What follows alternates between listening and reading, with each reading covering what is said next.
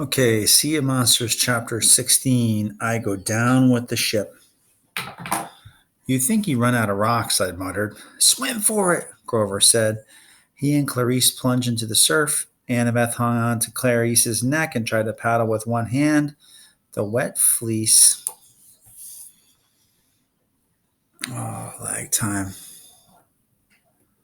Weighing her down. But the monster's attention wasn't on the fleece. You, young Cyclops, Polyphemus roared. Traitor to your kind. Tyson froze. Don't listen to him, I pleaded. Come on. I pulled Tyson's arm, but I might as well have been pulling a mountain. He turned and faced the older Cyclops. I am not a traitor. You serve mortals, Polyphemus shouted. Thieving humans. Polyphemus threw his first boulder. Tyson swatted it aside with his fist. Not a traitor, Tyson said, and you are not my kind. Excuse me. Death or victory? Polyphemus charged into the surf, but his foot was still wounded. He immediately stumbled and fell on his face. That would have been funny, except he started to get up again, spitting salt water and growling. Percy! Clarice yelled. Come on! They were almost to the ship with the fleece. If I could just keep the monster distracted a little longer. Go, Tyson told me. I will hold Big Ugly. No, he'll kill you. I already lost Tyson once. I wasn't going to lose him again. We'll fight him together. Together, Tyson agreed. I drew my sword. Polyphemus advanced carefully, limping worse than ever, but there was nothing wrong with his throwing arm. He chucked a second boulder. I dove to one side, but I still would have been squashed if Tyson's fist hadn't blasted the rock to rubble.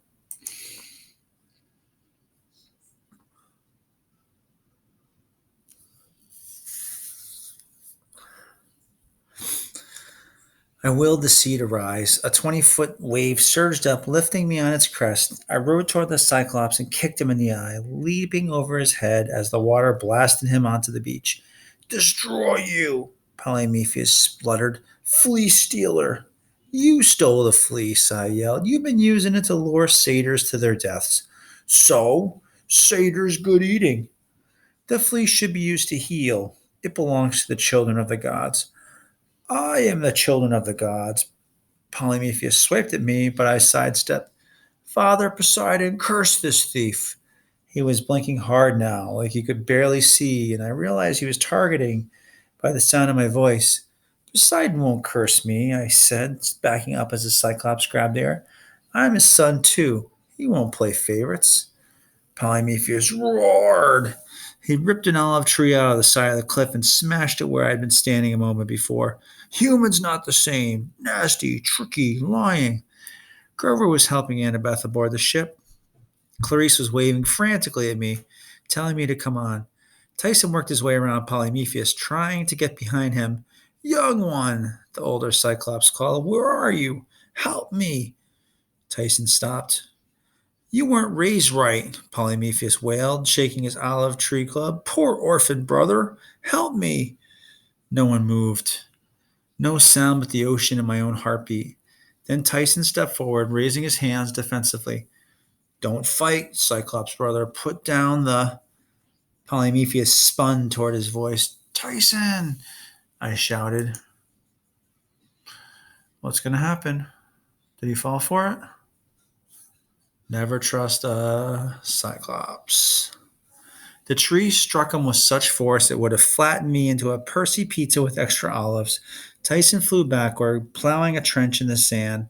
Polyphemus charged after him, but I shouted, no, and lunged as far as I could with Riptide. I'd hoped to sting Polyphemus in the back of the thigh, but I managed to leap a little bit higher. Blah, blah! Polyphemus bleated just like a sheep and swung at me with his tree. I dove, but still got raked across the back by a dozen jagged branches. I was bleeding and bruised and exhausted. The guinea pig inside of me wanted me to bolt, but I swallowed down on my fear. Polyphemus swung the tree again, but this time I was ready. I grabbed the branch as it passed, ignoring the pain in my hands as I was jerked skyward and let the Cyclops lift me into the air. At the top of the arc, I let go and fell straight against the giant's face, landing with both feet on his already damaged eye. Polyphemus yowled in pain. Tyson tackled him, pulling him down. I landed next to them, sword in hand, within striking distance of the monster's heart. But I locked eyes with Tyson, and I knew I couldn't do it. It just wasn't right. Let him go, I told Tyson. Run. With one last mighty effort, Tyson pushed the cursing older Cyclops away, and we ran for the surf. I will smash you, Polyphemus yelled, doubling over in pain, his enormous hands cupped over his eye. Tyson and I plunged into the waves. Where are you? Polyphemus screamed. He picked up his tree club and threw it into the water. It splashed off to our right.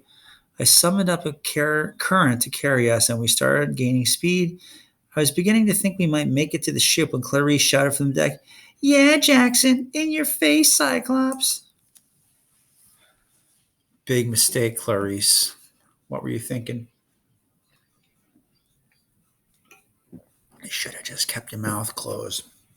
S up, I wanted to yell. Roar! Polyphemus picked up a boulder. He threw it toward the sound of Clarice's voice, but it fell short, narrowly missing Tyson and me. Yeah, Clarice taunted. You throw like a wimp. Teach you to try marrying me, you idiot. Clarice, I yelled, unable to stand up. S up. Too late. Polyphemus threw another boulder, and this time I watched helplessly as it sailed over my head and crashed through the hull of the Queen Anne's Revenge. You wouldn't believe how fast a ship can sink. The Queen Anne's Revenge creaked and groaned and listed forward like it was going down a playground slide. I cursed, wanting the sea to push us faster, but the ship's masts were already going under. Dive, I told Tyson, and as another rock sailed over our heads, we plunged underwater. My friends were sinking fast trying to swim, without luck in the bubbly trail of the ship's wreckage. Not many people realize that when a ship goes down, it acts like a sinkhole, pulling down everything around it.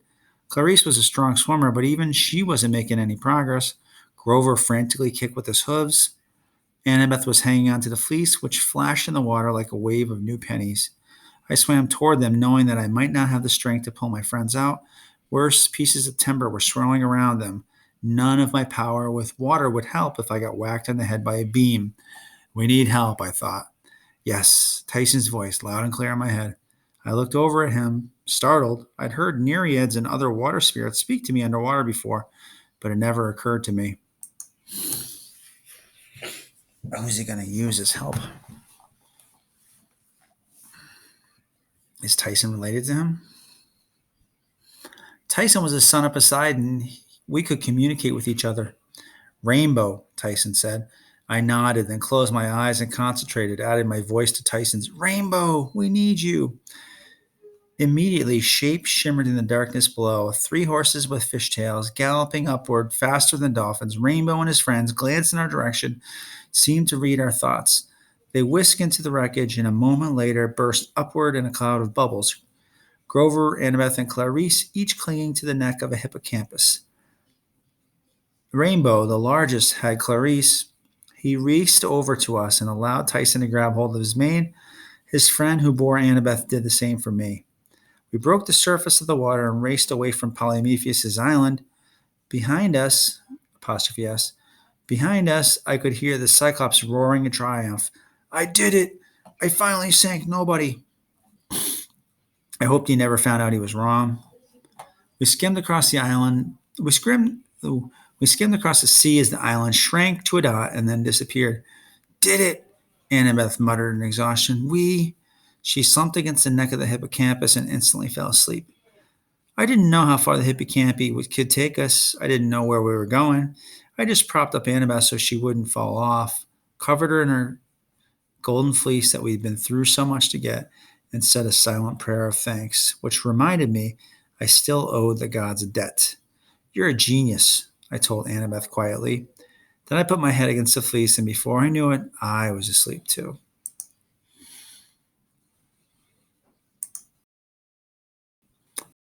That is the end of the chapter. Luckily, I think that